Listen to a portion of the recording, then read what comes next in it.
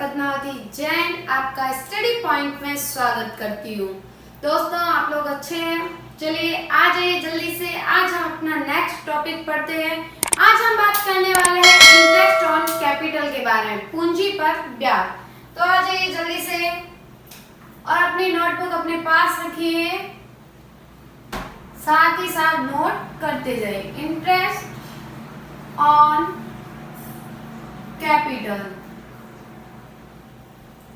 Interest on capital का मतलब होता है पूंजी पर ब्याज।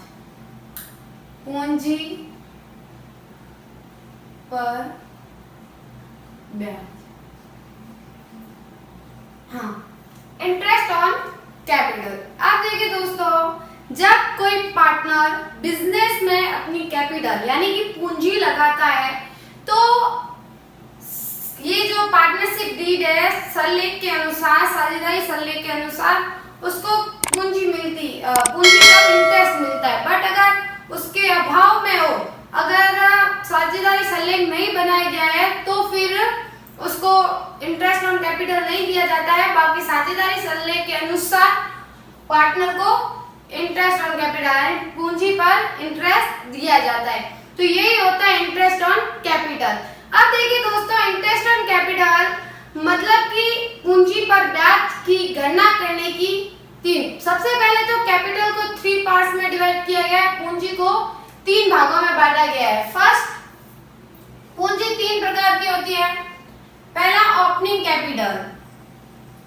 ओपनिंग कैपिटल जिसे हम प्रारंभिक पूंजी कह सकते हैं या आरंभिक पूंजी भी कह सकते हैं। प्रारंभिक पूंजी, ओपनिंग कैपिटल। दूसरा एडिशनल कैपिटल,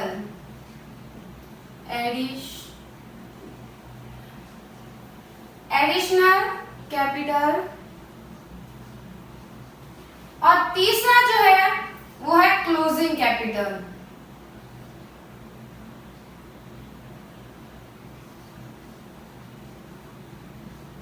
क्लोजिंग कैपिटल।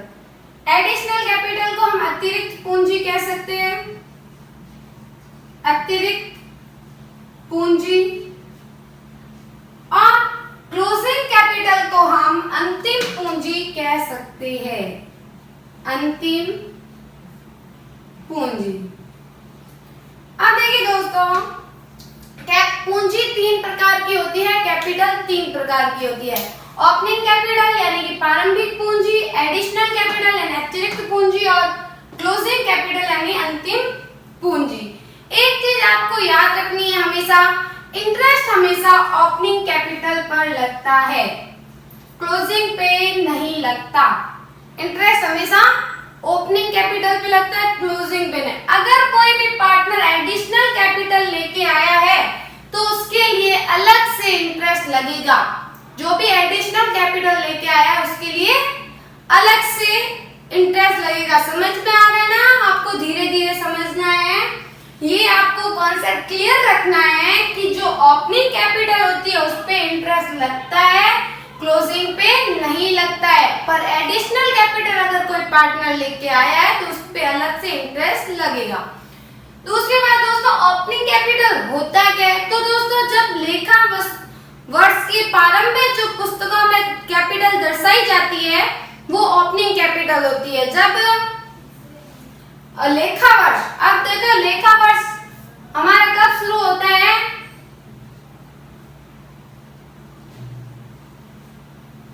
ये आपको पता होना चाहिए।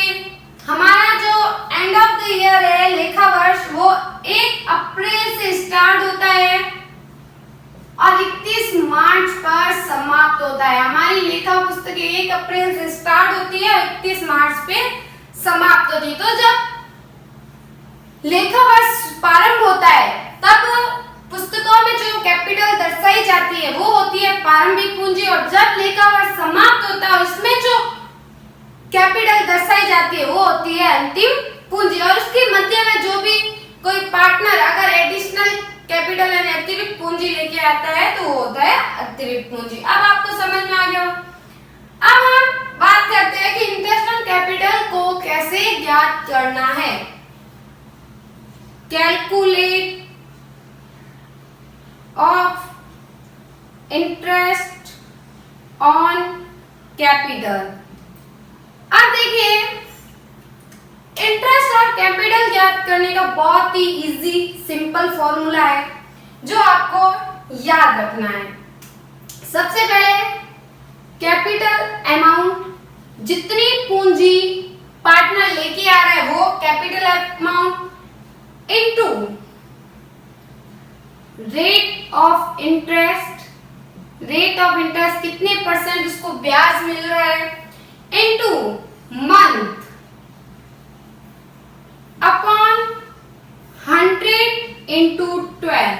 बहुत ही इजी फॉर्मूला है। अगर आपको फॉर्मूला याद है तो आप बहुत ही easily interest on capital found out कर सकते हैं, ज्ञात कर सकते हैं। अब देखिए, capital amount into rate of interest into month upon 100 into 12। अब जैसे कि एग्जांपल ले लेते हैं, जैसे कि कोई ए पार्टनर है जो 50,000 कैपिटल ले गया। कैपिटल कितना ले गया? 50,000 लेके आया। और वो कब लेके आया है? 1 जुलाई को। कब? ए पार्टनर है जो 1 जुलाई को 50,000 कैपिटल लेके आया है और इंटरेस्ट की जो रेट है, इंटरेस्ट की रेट है 12% पर एनम, 12% पर एनम। तो देखिए दोस्तों, ये जो फॉर्मूला दे रखा है इसके अकॉर्डिंग इसको आप निकालेंगे। जैसे कि सबसे पहले हमें लगाना है कैपिटल अमाउंट। तो कैपिटल अमाउंट कितना है, कितनी पूंजी लेके आया है? 50,000। तो इधर जैसे कि इधर लिख दीजिए 50,000 कैपिटल लेके आया है। फॉर्मूला देखते जाइए, कैपिटल अमाउंट कितना? 50,000 लेके आया है तो 50,000 इंटू रेट ऑफ इंटरेस्ट कितना है? 12%। रेट दे रखी ना इधर 12%।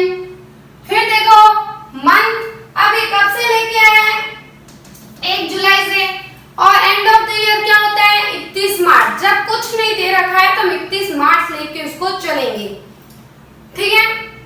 अब देखिए 1 जुलाई से 31 मार्च तक आप काउंट कीजिए कितने मंथ होते हैं।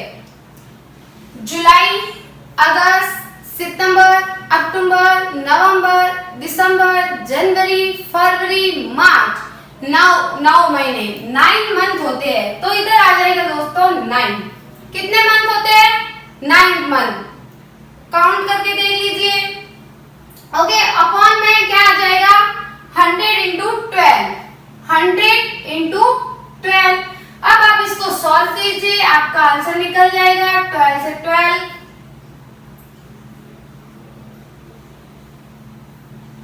आ गया आंसर 4,500। आ गया ना? बहुत ही इजी तरीका है, बहुत ही अच्छे से हो जाएगा। आपको और अच्छे से समझ आए इसलिए एक और एग्जांपल ले लेते हैं। जैसे मान लीजिए कोई भी पार्टनर बी है, वो 1 लाख कैपिटल लेके आता है 31 सितंबर को। ओके, 31 सितंबर को बी जो पार्टनर है वो 1 लाख रुपए पूंजी लेके आता है और इसकी जो रेट है इंटरेस्ट की वो है 10% पर एनम। कितनी है?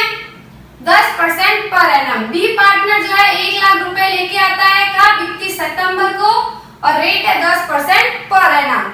तो देखिए इसको आप काउंट कीजिए 31।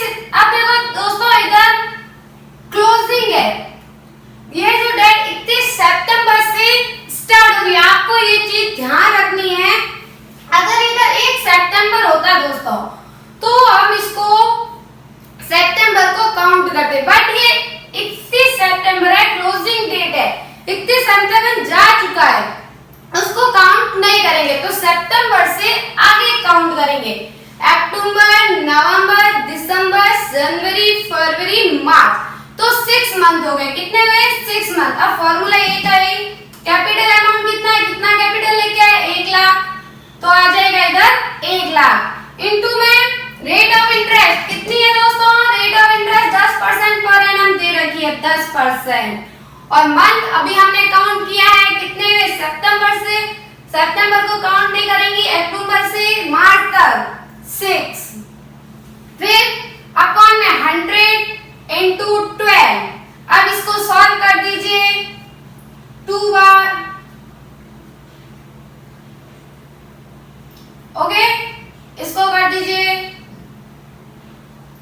आपके आंसर आ जाएगा 5000, ये आ गया आपका आंसर। बहुत ही इजी है, ऐसे ही कुछ एग्जांपल लीजिए, क्वेश्चंस लीजिए और उसकी प्रैक्टिस कीजिए, एकदम क्लियर हो जाएगा। तो आपको फॉर्मूला दोस्तों याद रखना है, capital amount into rate of interest into month upon 100 into 12। वापस रिवाइज करते हैं दोस्तों, इंटरेस्ट ऑन कैपिटल, कैपिटल को 3 पार्ट्स में डिवाइड किया। पूंजी 3 प्रकार की होती है, ओपनिंग कैपिटल, एडिशनल कैपिटल और क्लोजिंग कैपिटल। ओपनिंग कैपिटल जो लेखा वर्ष के प्रारंभ में पुस्तकों में दर्शाई जाती है, एडिशनल कैपिटल जो मध्य में जब कोई पार्टनर अतिरिक्त पूंजी लेके आता है, और क्लोजिंग कैपिटल जो लेखा वर्ष के अंत में दर्शाई जाती है। और फॉर्मूला आपको पता है, जैसे कोई भी ए पार्टनर है 50,000 पूंजी लेके आया तो कैपिटल अमाउंट के जगह जितनी वो पूंजी लेके आया वो आ जाएगी। फिर रेट ऑफ इंटरेस्ट दे रखी होगी 10%, 12%, 8%,